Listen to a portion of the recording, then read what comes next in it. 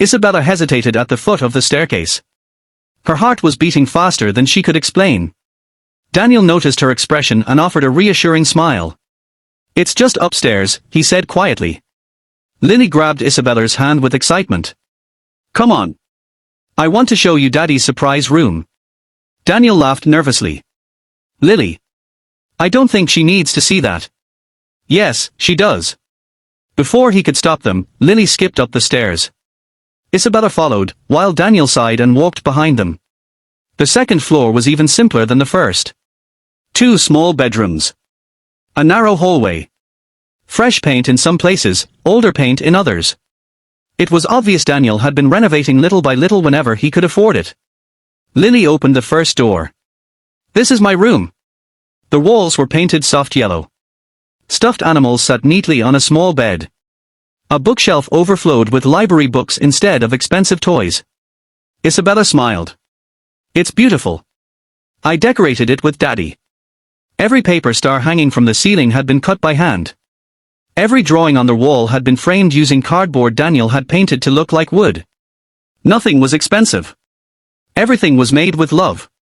Then Lily pointed toward the last door. "And that's Daddy's room." Daniel looked uncomfortable. "We really don't have to." But Isabella had already stepped inside. The room was plain. A single bed. A wooden dresser. An old desk by the window. Then her eyes landed on the wall above the desk. She stopped breathing. Hundreds of photographs covered it. Some were old college pictures. Some were newspaper clippings. Some were magazine covers. Many featured her. Others showed the entire group of friends they had once shared. Pinned carefully between them was a faded photograph of 2 young college students sitting on a park bench, laughing over a cup of coffee. One was Daniel. The other was Isabella. She slowly walked closer.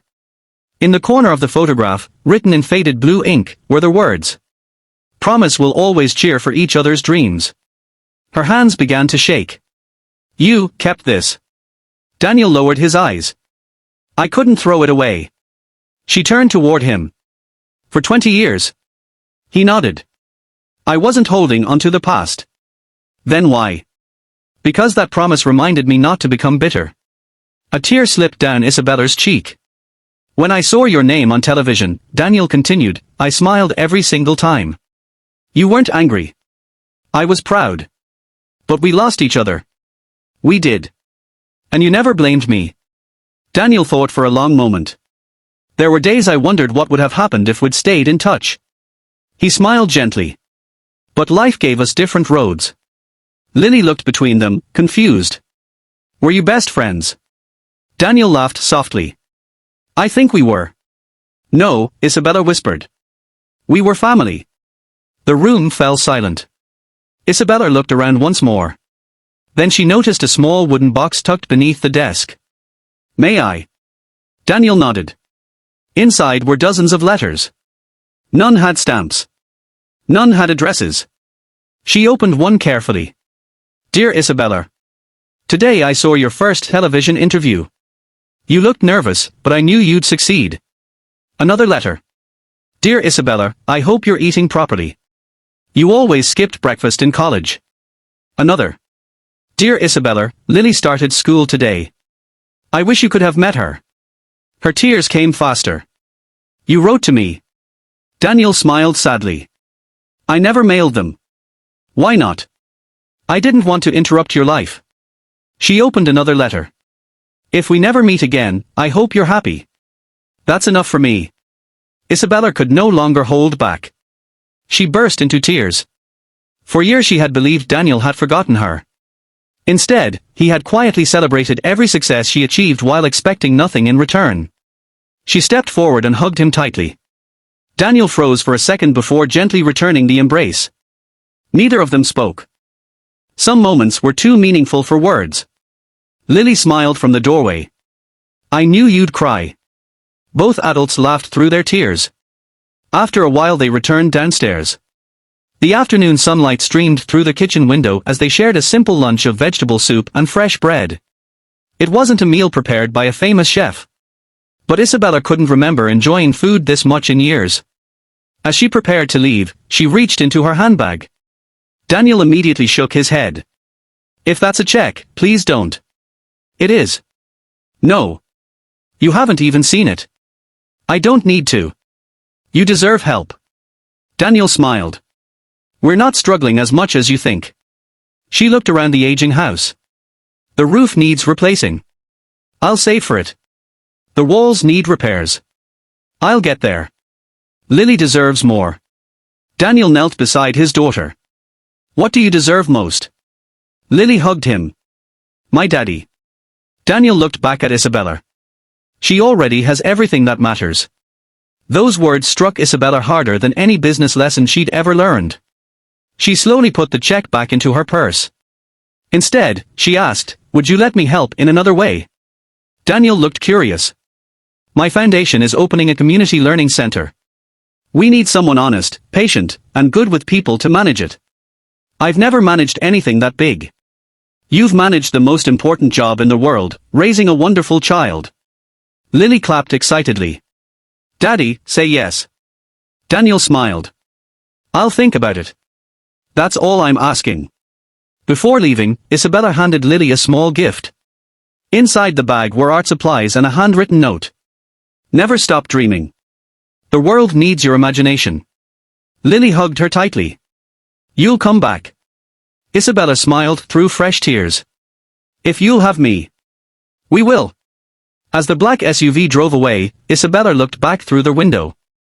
Daniel stood on the porch with Lily beside him, both waving until the car disappeared around the corner. For the first time in many years, Isabella didn't feel like a millionaire driving away from a poor house. She felt like a woman who had finally found something priceless that money could never buy. She had arrived believing she might change a single father's life. Instead, a humble home filled with love, loyalty, and quiet kindness had changed hers forever. Daniel led Isabella father into the modest home, apologizing every few steps for things she hadn't even noticed. I'm sorry about the mess, he said with an awkward smile. Weekends are usually cleaning days, but Lily convinced me that fixing her bicycle was more important. Isabella looked around again. There wasn't any mess. The wooden floor had been scrubbed until it shone despite its age. Every book on the shelves was neatly arranged. The furniture was worn, but every chair had been repaired instead of replaced. The curtains had been sewn by hand where they had torn. It wasn't a house filled with expensive things. It was a home filled with effort. Lily giggled as she dragged her small bicycle into the living room. Daddy fixed the brakes. Daniel laughed. Almost fixed them. We still have to test them outside. You always fix everything, Lily replied proudly. Those simple words made Isabella glance at Daniel again. She remembered that same determination from years ago. Back in college, Daniel had never thrown anything away if he believed it could be repaired. Broken radios, old bicycles, even second-hand furniture, he could bring almost anything back to life. She smiled faintly. Some things never change. Daniel shrugged. I guess not. Lily disappeared into the kitchen before returning with a plate of homemade cookies. I made these. Daniel quickly corrected her. We made these. No, Lily insisted. I stirred the bowl. That means I made them. The three of them laughed together. For the first time in years, Isabella laughed without thinking about business meetings, investors, or deadlines. It felt peaceful. As they sat around the small dining table, Isabella couldn't stop looking at the family photographs covering the walls. Every picture told a story. Lily covered in birthday cake. Daniel carrying her on his shoulders during a county fair. Snowmen built in the winter. Camping trips beside quiet lakes. Handmade Halloween costumes. None of them looked expensive. Yet every smile was genuine. You've done an amazing job raising her, Isabella said softly. Daniel looked at Lily with quiet pride. I've made plenty of mistakes. But she's happy. I try. There was a long silence. Finally Isabella asked the question she had carried for years. What happened after we stopped talking? Daniel leaned back in his chair. For a moment he stared through the window. It's a long story. I have time. He nodded slowly. After college, you left for New York. She lowered her eyes. I remember. You had dreams that reached the sky. And you? I stayed because my mother became sick. Isabella's smile faded. I didn't know. I never told you. He sighed. Medical bills piled up. I worked 3 jobs. I'm so sorry. He smiled gently. Life happens. And Lily's mother. Daniel's expression became quieter. We were married for 4 years. She passed away. The room became silent. Even Lily stopped coloring for a moment before quietly continuing her drawing. Isabella's heart sank. When? 5 years ago. What happened? An illness. You raised Lily alone ever since. Daniel nodded. Every day. There was no self-pity in his voice. Only acceptance. Only love. Isabella felt ashamed. She had spent years believing Daniel had abandoned their friendship. Meanwhile, he had been fighting battles she never knew existed. I'm sorry, she whispered. You don't have anything to apologize for. I disappeared. You followed your dream.